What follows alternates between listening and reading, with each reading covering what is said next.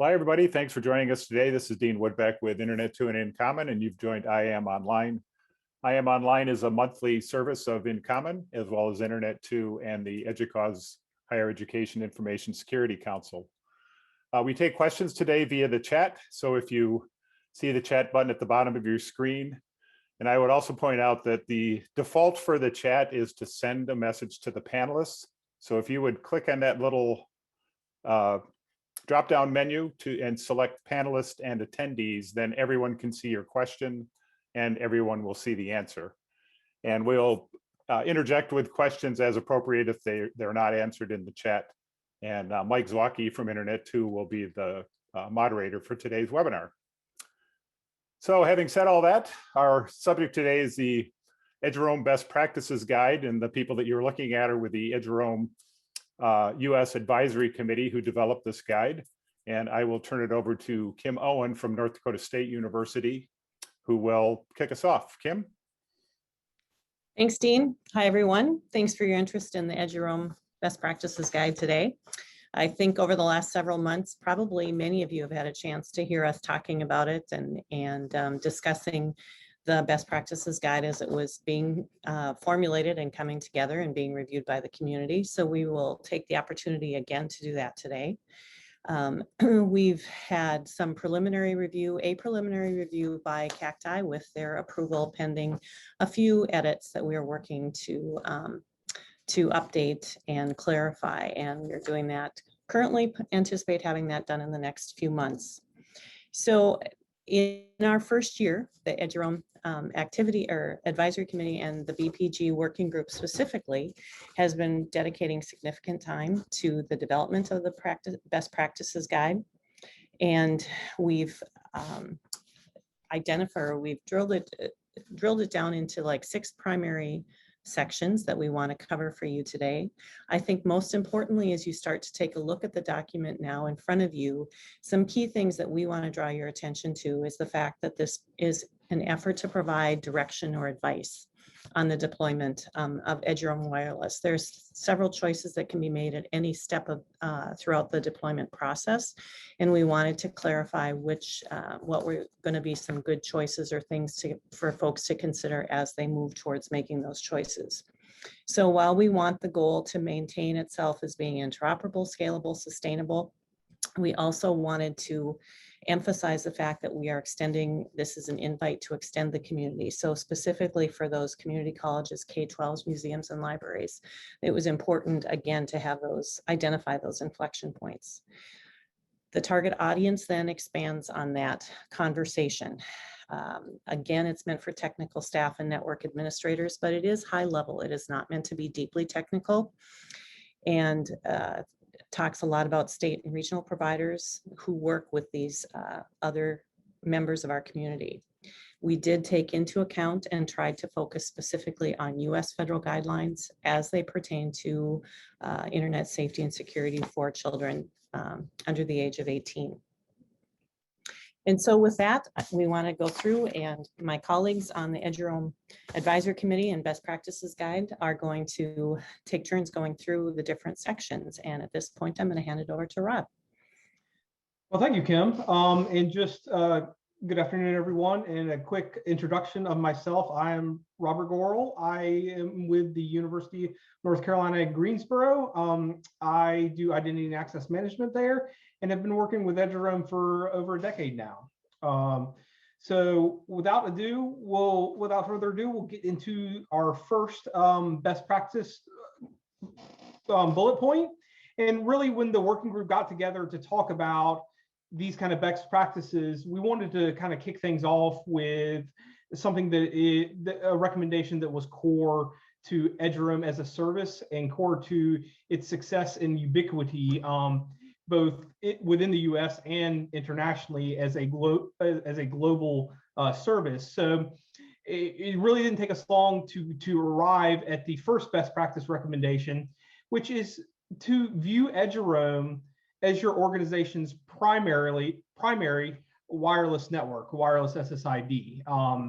And notice here, we're not saying your only wireless network or SSID, because we acknowledge there'll be a variety of edge cases and smaller needs that will, will require additional wireless networks, gaming devices, things like that. But really the sentiment of what we're recommending here in best practice number 1 is to embrace Edgeroam as your primary wireless network, the one that your users are going to be authenticating to and using on a daily basis. So not to look at Edgeroam necessarily as a roaming platform or a visitor network, while it is those things, but to embrace it as your kind of main wireless network. And we typically encounter a couple of reasons why that is not often immediately thought of.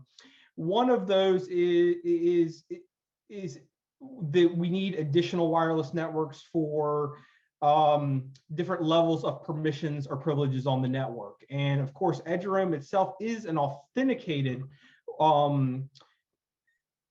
network. So we actually know who the users are and can use policy to drive differing levels of access rather than requiring separate networks to do that. So that's one of the things we wanted to call out is we don't need separate networks to still deliver differing levels of access to visitors, to your own population, etc. And secondly, we hear a lot of particular branding initiatives driven behind any one site's wireless network.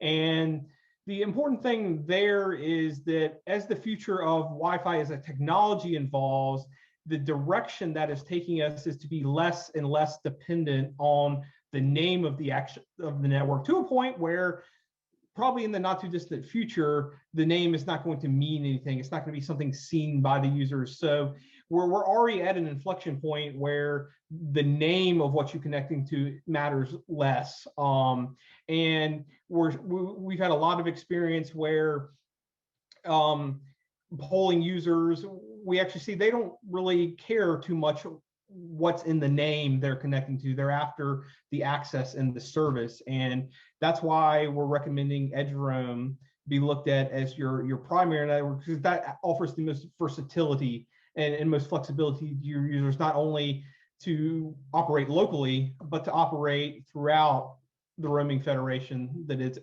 Edgeroam. I'm gonna skip around a little bit in the guide because I want to address another one of our bullet points next. And that is bullet point number 5, Keith, or Dean, if you can fast forward us to bullet point number 5, because this is kind of a continuation of best practice number 1 of embracing Edgeroam as your primary SSID or network on campus, and that is considering the support implications of Edgeroam. Now, I work in the space of identity management. I work with a lot of people that are less familiar with concepts of identity federation and roaming, and that is certainly true in the Wi-Fi space. So we spend a lot of time talking about what does it mean to support wireless in Edgeroam, specifically in the distributed kind of global context. And that kind of is driven around or summed into 2 core rules that we talk about often, and we'll refer to them as the golden rules, and they're encompassed here in best practice number 5. The first rule of Edgeroam is to always set up and test your users prior to traveling, to do that locally. You want to confirm that they're able to function on Edgeroam locally before getting into a traveling scenario, because traveling scenarios are often more complex, more spread out, where support is more difficult. So by ensuring that your users have the capability to operate Edgeroam prior to traveling, you put them in the best possible scenario to seek help and get that help quickly.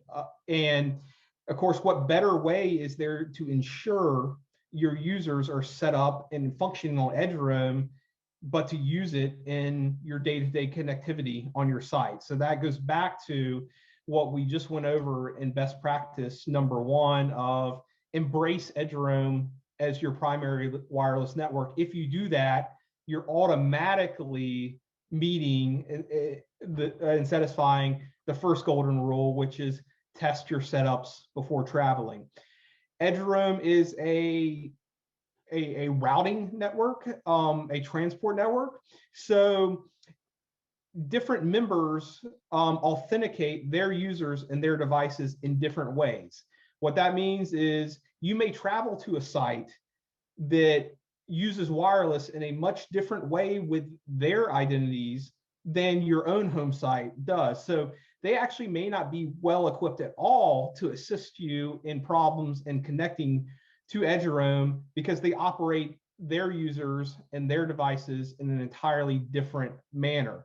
So that leads me into kind of our second golden rule of Edgeroam. And this is a concept borrowed from the web single sign-on world, is that you should seek support from your home institution first, which may or may not be where you're currently located with the traveling. So if I'm experiencing difficulty at a remote site accessing Edgeroam, my first call should not be to that site's help desk. My first call should be back to my home organization, because what we see is 9 times out of 10, the problems experienced are ones of identity related, bad passwords, expired passwords, for instance, or ones of device setup issues.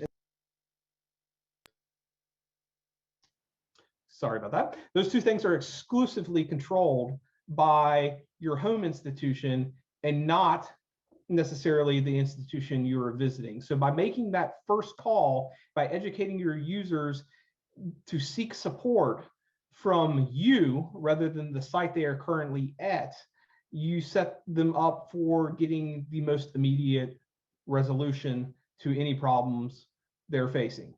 And of course, for those that aren't experienced in troubleshooting problems in a distributed and federative way, these concepts can feel a little foreign and a little scary at first. However, there are good answers to these. It just requires a different way of thinking. And these two golden rules of support: test before you travel and always seek support first at your home institution, will help guide your users through that.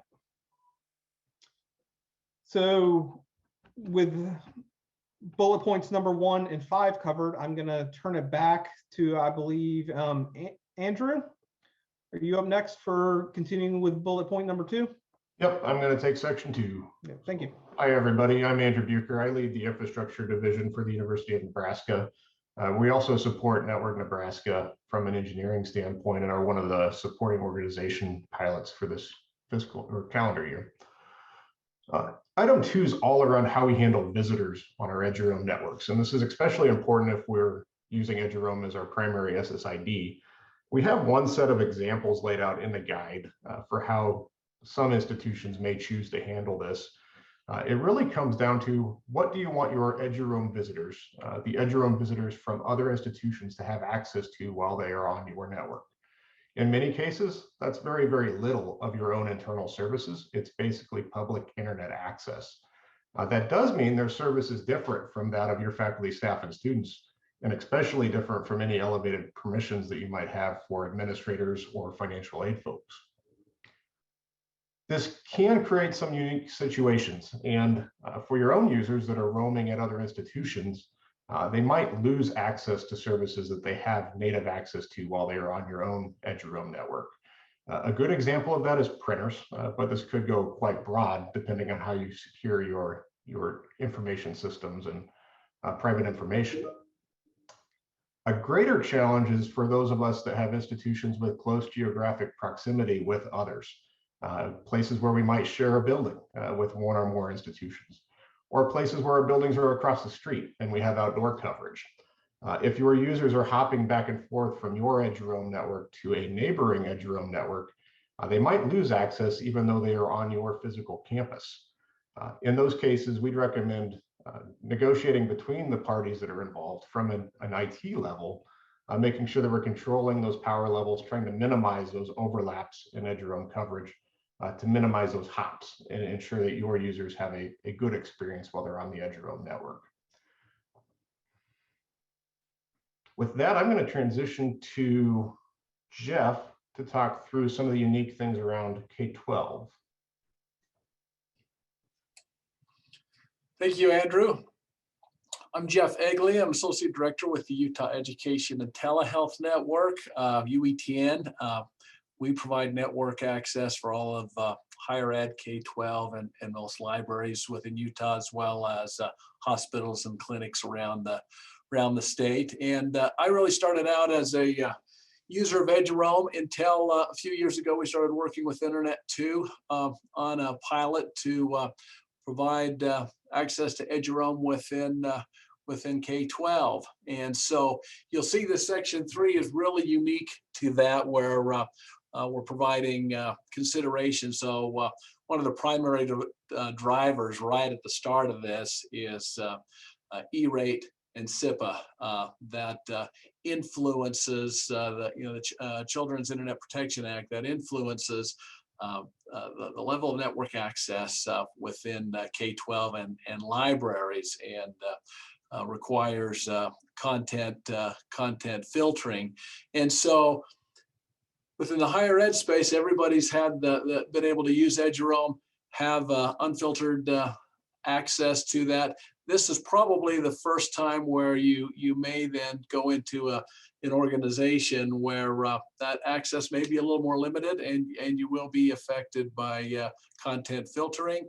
That level of filtering is determined by the district, the LEA, in this case. So they will determine that level of filtering, as well a public library provide that. So that is the first primary consideration is filtering is required on premises there. So when you're within that network, that's going to be an important component. You may also have district issued devices if you are that district or charter where you're providing district owned devices, and you may be providing a level of filtering on that as well. In that case, one thing that keep in mind from our perspective, we keep that separate. When a district owned device is issued and put out and used within the community or around the state, that MDM and the filtering and everything that goes with that is the responsibility of the district, not exclusive to Edgeroam. They need to ensure they have the appropriate parameters in place to support those devices on other networks other than the district. And so securing, one thing that we've seen here is securing the student Edgeroam certificate. So Chromebooks, for example, locking down those credentials to that, so that the student doesn't have access to those credentials. They have their device, they can use Edgeroam, they can go to a neighboring school for a football game or for debate. They're using it. They can go up the road to the university, they're using it, and all of that is locked down. Early in our effort, we were not seeing bring your own device. We have on here unmanaged devices, hard to support, no solution for K12 at this time. We may see this updated and change over time, because we are seeing some districts that are interpreting how they want to support Edgeroam a little differently to potentially open that up for bring your own device. But the primary effort has been focused on LEA owned and managed devices, how you secure those, and then how do they provide access to Edgeroam on their school campuses, and implementing filtering in an appropriate way. So what does it look like right now? So we've rolled it out statewide. We have Edgeroam within all our districts, but 2 right now, and we're also focused on our charter schools. And so one of the early things that we saw right away were student teachers. So a Weber State University student teacher within the Davis County School District here, having Edgeroam from Weber State, they show up there at the at the junior high, they're on Edgeroam and they're going and they have the connectivity they need to do that. You have teachers that go for professional development to another district, or they go up the street to the college. They have access to Edgeroam, and as they roam around the state, they're able to benefit and leverage that. So we're seeing that as one of the early wins here in that regard. Student teachers, as well as teachers and professional development. One thing we do to help support it is any event that we have around the state, we're partners in a large education security event each year that both higher ed and K12 participate in. We always make sure at these events, we have a tech summit, we always make sure Edgeroam's available at events that we have a role with. And so that just ensures as everybody shows up, they know they have access and they're off and going. And so any way to make this ubiquitous, we really work to do. I could reference the students traveling to other colleges and to other districts and charters for events, so they have that access. Right now, primarily, we're seeing it with administration and teachers, and then the student access is kind of slowly following behind on that. State network role, UETN's role, what's our role, is to really foster that collaboration. We have a user group, it's well attended, and that user group is not exclusive to K12. We have higher ed in there as well, and so they're sharing their expertise, they're sharing their knowledge if they're running into a problem, and so they collaborate very well together. We meet with other institutions that are entertaining this, tech colleges, for example. Now we've seen tech colleges that otherwise weren't using Edgeroam come up. And so what we're seeing now is in the community where the university, the tech college, if we can get the library system as a service provider and SP, then we have the district and charters on, suddenly we see it within the community. And so we build ubiquity within the community. And then as they travel around the state, they see it as well. And that's a role that we take on. We're working heavy on the SP side, service provider side, to get it into government locations. We have it on the front runner train, things like that, where students, teachers, members of the education community can benefit from it. And then we work to fund and provide the funding for this so that it's available to K12 in the state, and we're really the entity that's working directly with Internet 2, between Internet 2 and our stakeholders. So with that, we can jump to the next section. Is that Neil? Hi, my name is Neil Johnson. I'm a network architect at the University of Iowa, where I'm responsible for the wireless network, and we use Edgeroam as our primary SSID. I'm going to dive into a little more technical recommendations, talk about the private security and section 4. Just so you know, the communication between the wireless client and the identity provider takes place over what is known as 802.1x and what we call EAP, which stands for Extensible Authentication Protocol. So what happens is the client, and through the wireless system and through Radius, they create an encrypted connection between the client and the identity provider. That means that for the most part, security and communication is encrypted.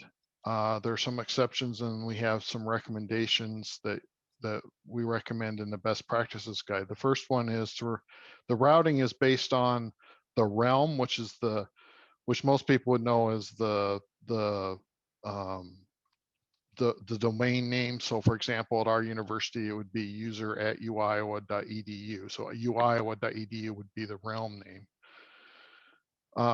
And so one of the recommendations is to enable, when you configure a client, to use, there's an outer and inner identity. So the outer identity you would set to anonymous at uiowa.edu, and it would know to route the communications to the appropriate server, but not expose the identity of the user authenticating. Some of the recommendations we make around the extensible authentication protocol, we strongly recommend using ETLS, which is client certificates. The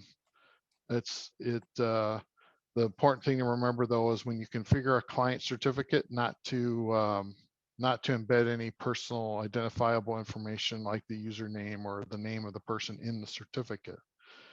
If you can't use ETLS, you're using what's known as a tunnel method. So this is a EPEEP or ETLS. Those are all different types of where you use a username and password to authenticate the user to the network.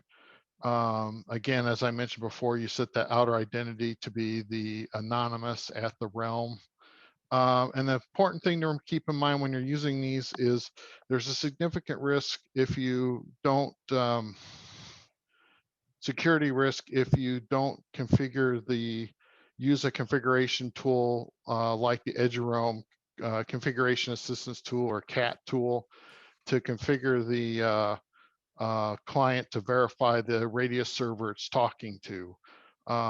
It's possible to do certain security attacks that could expose the user's actual password. And in a lot of places that password could be used for other services. So that's one of the reasons we recommend the certificate-based authentication. When you're tracking for logging purposes, we recommend using what's called the radius chargeable user identity. It's specified in RFC 4372, and that's an anonymous but unique identifier. We recommend using that instead of the MAC address of the client. That ensures anonymity for the user, except if it's necessary for troubleshooting or for other reasons that you need to identify the user. You should have an established and documented log retention policy, emphasis on documented, and you should make sure that's in compliance with the connector agreement that you sign with Internet 2 or the global Edgeroam community for log retention and having those logs available if they need to locate a user. And I think I'm going to jump to section 6, if that's okay.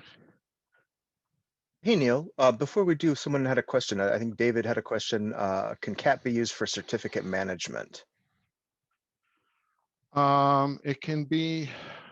I know there's some work going on in that area. I'm not too familiar. I know the CAT tool can be used for deploying the server certificate. I know that I think there's work going on in the community to look at certificate management.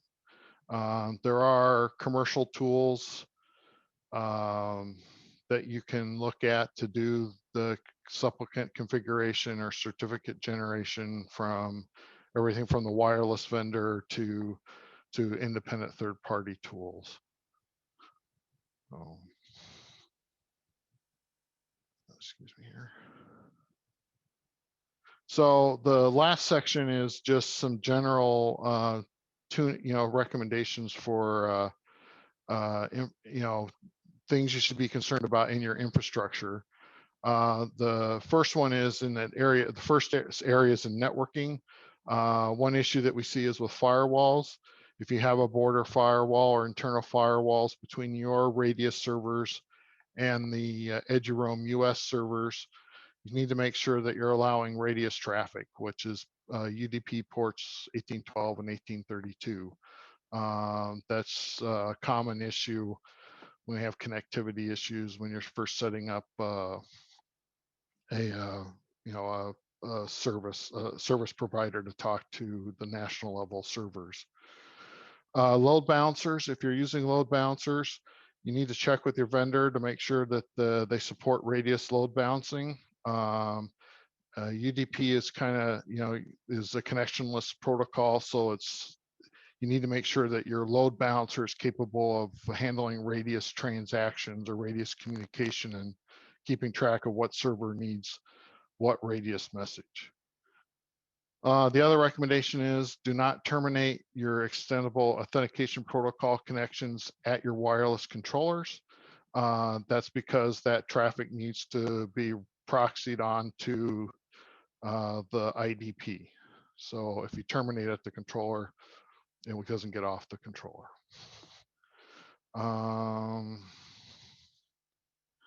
In the realm of, in the area of radius and extensible authentication protocol, there's a shared secret between the radius servers. That is kind of critical.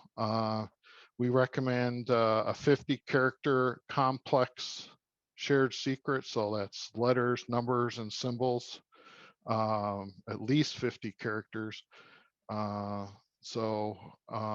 is probably better. However, you need to make sure you store and back up that secret because that is critical to communications between the radius servers, and it's also used at the Edgeroam level, at the US level for authenticating if you need to make changes to configuration at the national level servers. Another recommendation is to use the radius status service, what's known as the radius status server message. So it's kind of like a ping. The Edgeroam top level server will send a status server request to your radius server, and your radius server will send a response back. We recommend that just to make it easier to know that those servers are up. Do make sure that you've enabled it on your side before you turn it on at the national level. I just had a issue here a couple weeks ago where we did a software upgrade and I wasn't sending it, and Edgeroam thought we were down, and I got that. So, it even happened. Just that's something to keep in mind. The other issue is realm filtering. Realm filtering involves, the routing is, like I mentioned, is based on that top level domain like uiowa.edu. But be careful if you're routing, any other domain is routed based on the subdomain. So if you have like psychiatry.uiowa.edu, you need to make sure that in your configuration, you don't develop routing loops, radius routing loops where you're sending traffic to Edgeroam, send the national level server sending it back to you, and it gets out of hand pretty fast. The other area is with what is known as the server certificates. So these are just like SSL certificates for a web server. We recommend that you use a server certificate signed by an internal public key infrastructure, so your own local certificate service. You don't recommend using self-signed certs. That's a security issue. And keep in mind, if you're using a public certificate authority for your server certificate, that now with the fact that you have to renew your certificates every year, that can get complicated. You have to announce to people, you have to make sure everybody's aware of it, that things are tested, and it's much simpler if you can go with a private PKI in terms of not having to renew every year and managing the recommendations. So as I mentioned before, for the encryption protocols or authentication protocols, we strongly recommend EAP-TLS. It's a little more complicated to set up and use, but as I mentioned, there are third-party tools that can help you with that. It supports strong credentials and mutual authentication. So you prove the radius server is who it says it is, and you prove the client is who the client is. If possible, and you're using a tunnel method, again, we recommend you using something like the Edgeroam CAT tool or a third-party tool to make sure that the client is authenticating the radius server It's real easy to do what we call a man in the middle attack, where you set up a rogue radius server and able to get a hold of credentials if you're not verifying that. And as I mentioned in the privacy section, to use anonymous outer identity for privacy considerations. As we mentioned, as Rob mentioned about using, if you're, one of the good reasons to use it as your primary SSID is that you need to get users using a non-certificate protocol to be using their username at the domain name. So username like Neil Johnson at uiowa.edu. If you can keep it the same as the email address, that makes things a lot easier. Like I said, if you can use a supplicant management tool like the Edgeroam cat tool to ensure that the usernames are configured correctly, that'll save you a lot of headaches. And what we've done at the University of Iowa is we've just made it a policy that you always use the fully qualified username and top level domain name when authentication. So most sites that you log into require, user at uiowa.edu, just so everybody's in the habit of using uiowa.edu. And finally, there are some really useful testing tools at the Edgeroam national servers that we recommend that people take a look at. The first one is a tool to create a local account at the top level, at the national server level, so that you can set up, so you can test pretending to be a visitor on your campus. So you can create a username and a password, and you can use that to test authentication. We have a script that runs every 20 minutes, and if it can't authenticate up there, it sends an email, alerts our staff that we need to take a look at something. The other tool up there, there's a very good log viewing tool, so you can look at what's, if your requests are making it to the national level server, and whether that server is able to process it or forward it on, or if requests are coming back from other sites to your server. And so that's it for that part of the guide, and I think that covers everything. I will look here at the questions. Yeah, there was one that kind of came up towards the end of your of section 6, Neil, and the other panelists. Scotty Logan asked, aren't all internal PKIs tied to a self-signed root certificate? That's correct. For self-signed PKIs, we're talking about using a self-signed certificate as the certificate on the server, as opposed to having a root certificate and chaining off of that to a actual server certificate.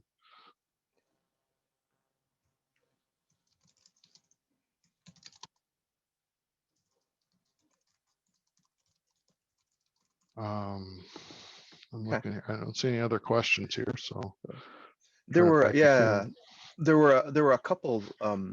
Sorry, just to jump in, there were a couple of questions for on the K12 topic for Jeff. I see one from Bobby Edamala. On the topic of K12 Edgeroam, is there an expectation that there will be content filtering implemented for K12 students roaming onto university campuses? And Jeff, I was wondering if you could speak a little bit for that. I'd be glad to. So universities, colleges, they have no role with doing that.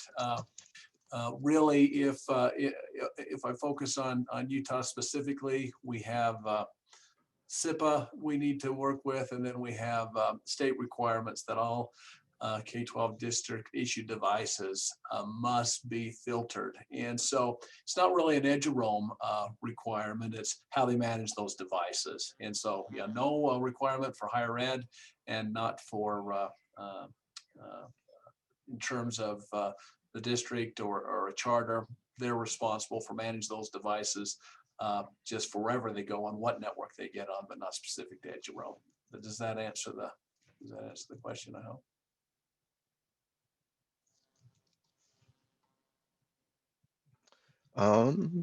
Looks like it. There was a follow-up or another question from Robbie along similar lines. Are you experiencing any issues where K12 is physically located on or near higher ed locations, such that there's a need to filter one group of devices but not another, yet they all just see a single Edgeroam SSID, and a K12 student could connect to one of the higher ed's APs, or is a K12 student, if a K12 student comes to a higher ed campus for some reason? Okay, kind of similar, but a little different. I'll break it down. So one thing that we have encountered here where we have higher ed in close proximity to K12.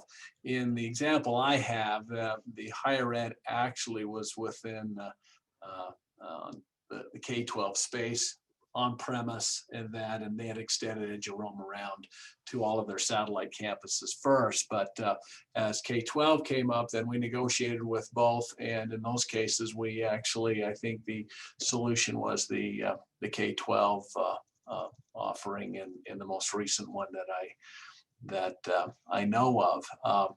When it comes to students traveling around the state, we're just really starting to get districts that are issuing those to students, and they're doing that through a mobile device management. And so early on in the pilot, we were really focused here, and then we realized, and Jim Stewart, our Chief Technology Officer, weighed in as well, and that filtering component is a requirement outside of, not specific to Edgeroam. And so those devices must be managed based on those requirements. So when they're issued to a student and they go to Starbucks or they go to a university campus, they get Edgeroam, that's an issue that must be addressed more specifically by the district on that device, not on Edgeroam. And so where we see the main role is, if you visit from a higher ed campus to that district, you will enter a network that is filtered. And when you get access to Edgeroam, you'll be at a level that has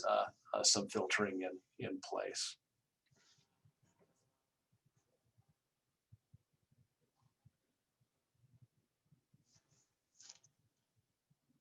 And I saw a follow-up question from Scotty Logan. Any plans for RadSec?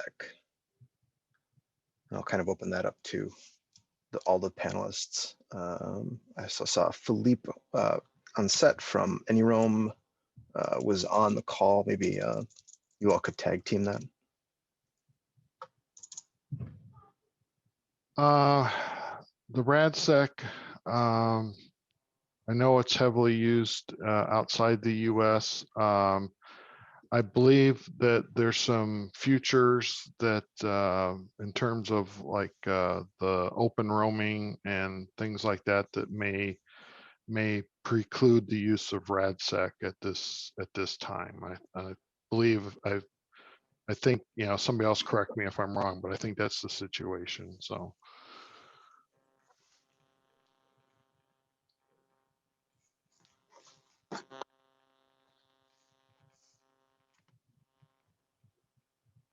Okay. We had a question from John Romero. Our users register their devices and use a Mac authentication and don't log in with a username. Is this possible, or would we need to restructure with our users?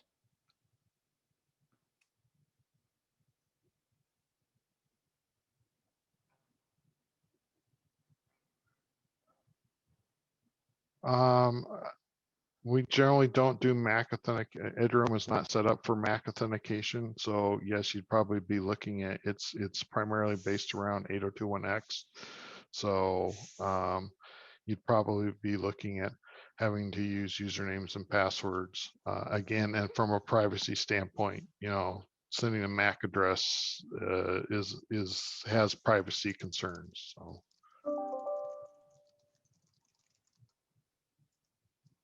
Thanks, Neil.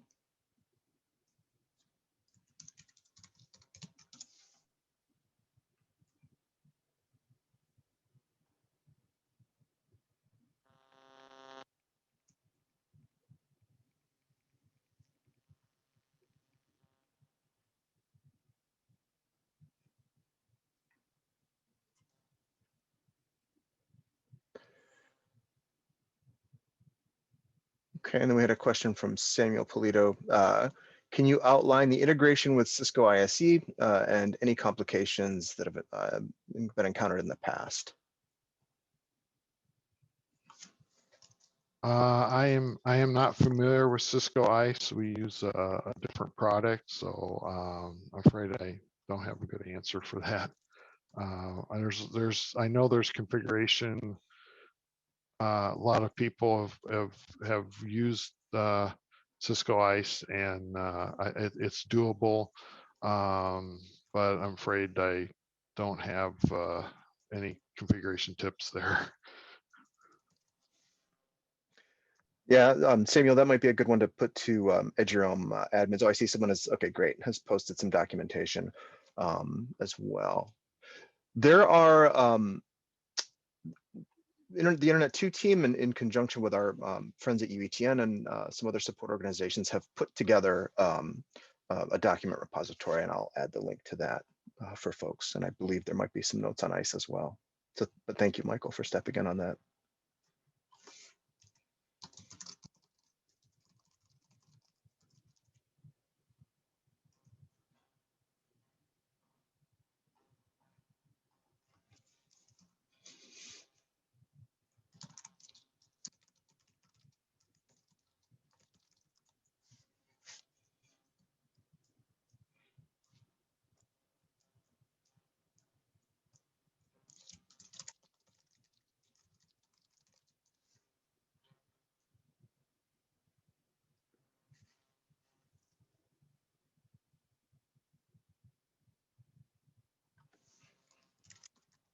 As various people are posting the different implementation guides and everything, I can say that from Cacti, one of the recommendations was to have a more extended reference list.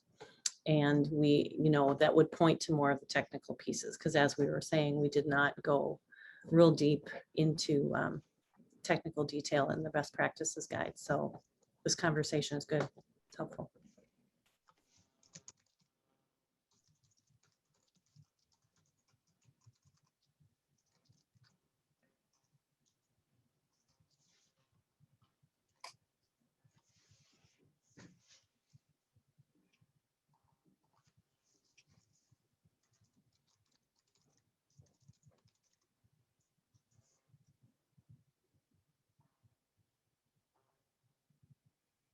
I see one more question here, Mike. I'm not sure if it was answered about, did you say you recommended, and this isn't to you, Mike, but recommending anonymous at institution.edu on certificates? Sounds like one for Neil. No, it's mainly for the if you're using a non-certificate like PEEP, what's called PEEP or EPTLS or not EPTL, TTLS. It's hard to keep track of some of these acronyms, I know. But it's anywhere where you're using a username and password versus a certificate.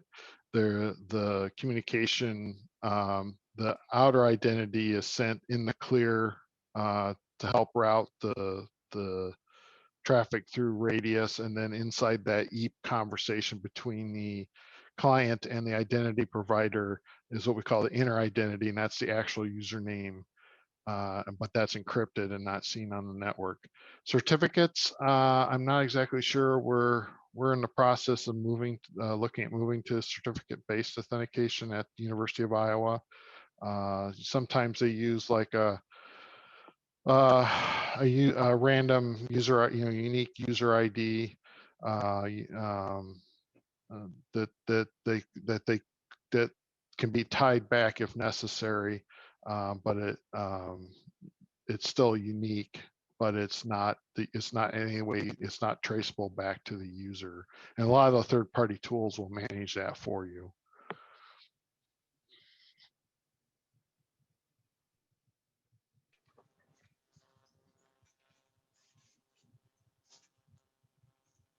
Thanks, Neil. Do you see any other questions, Mike? I think we've covered them. We just had one just come in from Alex. Okay, I was wondering how that. Okay, never mind. Yeah, thank you. That makes more sense. Never mind. It's just a follow up. Okay, is there anything else? I'm kind of looking around to the panelists here. Anything else that you want to touch on? This is Jeff. I'll just, there was a question. I just provided a quick response. Are we, you know, we're seeing libraries or others seeing libraries come on as SPs. We are one of the first library systems here, Weber County Library. We have Weber State University in the community. We had the Ogden Weber Tech College, and then we had two large school districts, and they really quickly saw the benefits and jumped right in. And each county and city library is a little different, and different discussions with each of them. And we're working with them, trying to one by one see if we can get them up as SPs. So more work to be done there, but we do have some good examples of that. We got Grand Library, which was a good one because it's in Moab near Canyonlands and Arches, and so they threw it right up there. So when you're coming through visiting the parks, you'll have Edgeroam. So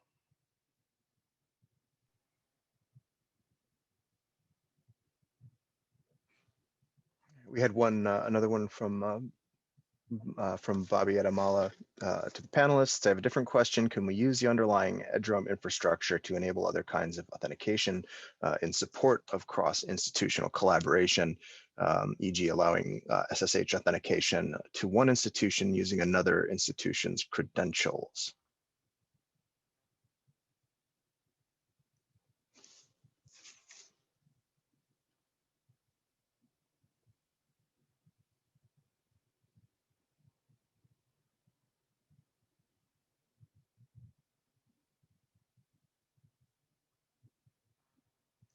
It almost sounds like you're good question. describing in I do common have almost, I do yeah. have a response to that, yeah.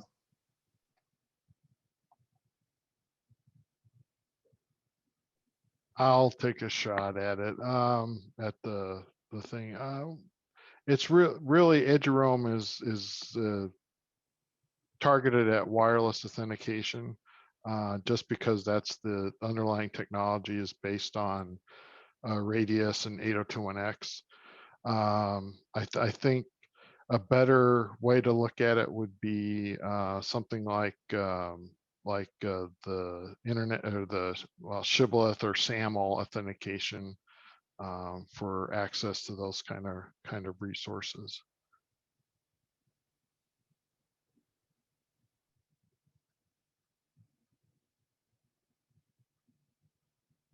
Up, you're muted, Mike.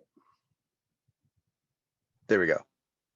Yeah, Brian Gems just noted to the panelists that right, I wish we could use the Edgeroam model for other applications, but I think Edgeroam is radius dependent. Yes, that's correct. It is baked in.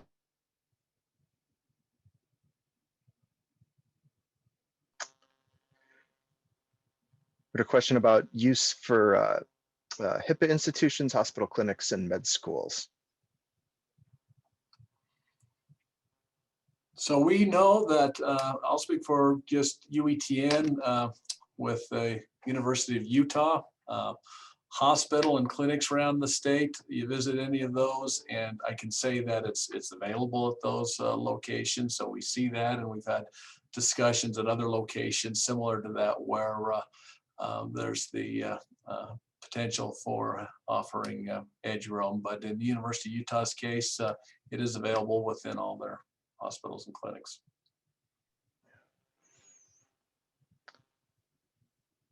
I will say that it is something that we see on, especially in health, health centers or hospitals that have a relationship with other higher eds, teaching hospitals and the like. It is not uncommon. Yeah, we're looking at our hospital is separate from the academic university side. Matter of fact, I have a meeting Friday. They're in the process of, because it's in demand by College of Medicine students to be able to access the wireless network. So they run ICE, we run a different product, and so we're going to be collaborating to so that they can roam to the hospital side from the academic campus side. So and it's done at other institutions, yeah.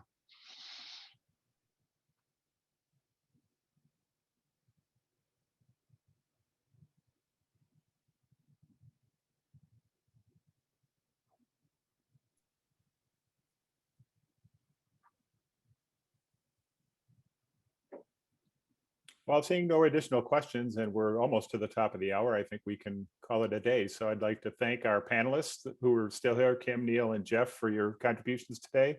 And thanks to Mike for coordinating this. Thanks to everybody for joining us today, and a recording will be available at incommon.org/IAM online in a couple of hours. So thanks again, everybody. Have a nice rest of your day.